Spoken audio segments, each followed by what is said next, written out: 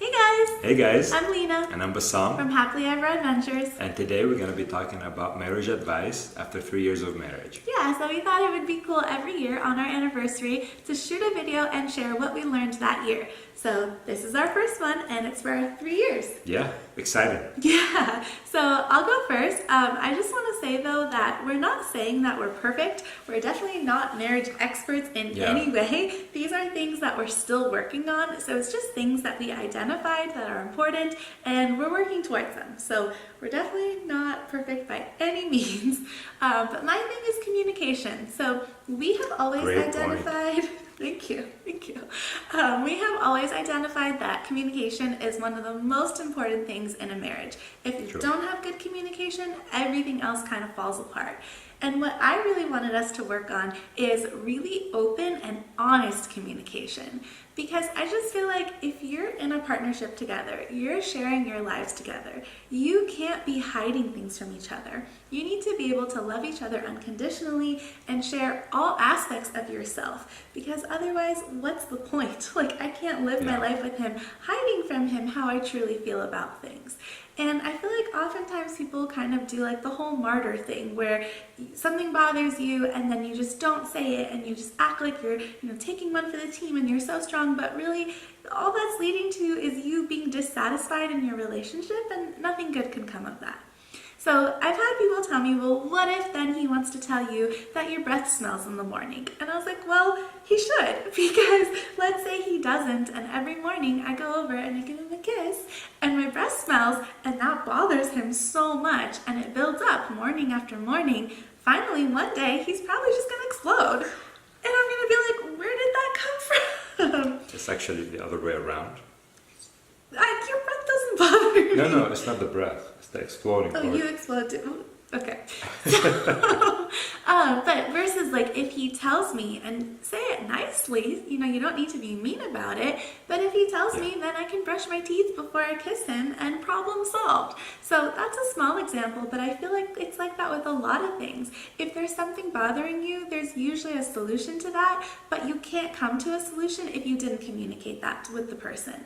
It is important though, like I said, to be nice about the way you're saying it. Like being open and honest doesn't mean like you go and be mean to the person. You say it in a nice way and in a constructive way. That way you're always moving towards progress. The delivery method is extremely important, and also the receptive method is important as well, because if she's open and telling me things, I cannot respond back by being mean or close off, because then she won't be encouraged to open up next time. And that's why this is something, if you're going to start it, you should probably discuss it with your partner first. Don't just go straight into it. So it's something we discussed. That way now we know, like, if it happens, we should also respond appropriately, because if the person responds also freaking out, you're going to be like, I don't really want to tell you things in the future. And so sometimes that does still happen where we kind of will be like, and then the other person goes, remember, we talked about, we're going to do this. And we're like, oh yeah.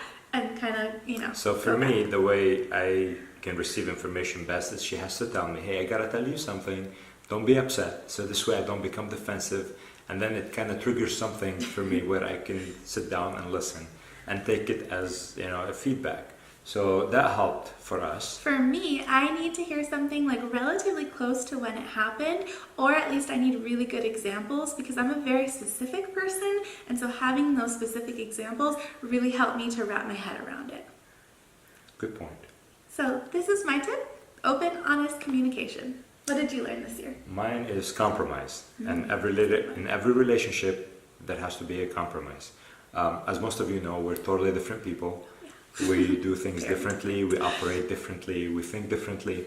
So in order for us to keep moving forward, we need to find compromise for a lot of the issues that we encounter. Because when we don't compromise, we find that we'll just fight about that same thing again later. It's like it never ends. But in order for us to find the compromise, we have to have the communication. So her point comes first, then my point comes second. We just worked so well together. We didn't even plan that. See? Look at what a good team we are. There you go. So it is really important to find what the issues are, discuss it with your partner, and see if you can come to a compromise. I mean, there are still a lot of issues that we can't find a compromise for yet.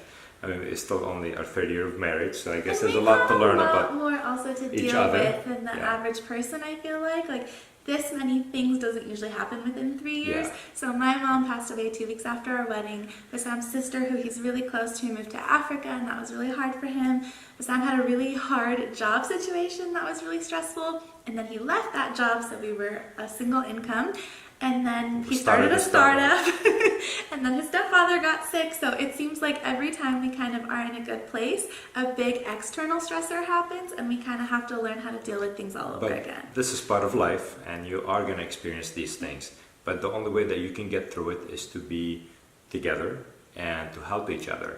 And what helped is I'm the type of person who likes to deal with these situations on my own and not pass the drama over to my loved ones, so they don't get affected.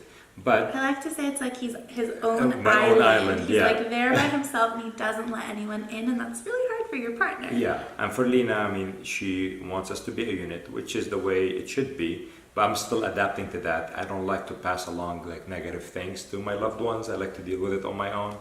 But you snuck in a second tip. Look at you, sneaky. I'm learning that it's better to teamwork. discuss these things because, the more stressed out I am, the more it's passed on to her without me realizing. Mm-hmm. So, this has open been a very communication, new one that we're working on. and compromise. So this is my tip, and hopefully next year we can add something new that we've learned from our 4th year of marriage. So thanks so much, guys, for following along on our adventures. It is so much fun documenting them with you. So thanks for being here, and we will see you again later. Bye. Bye.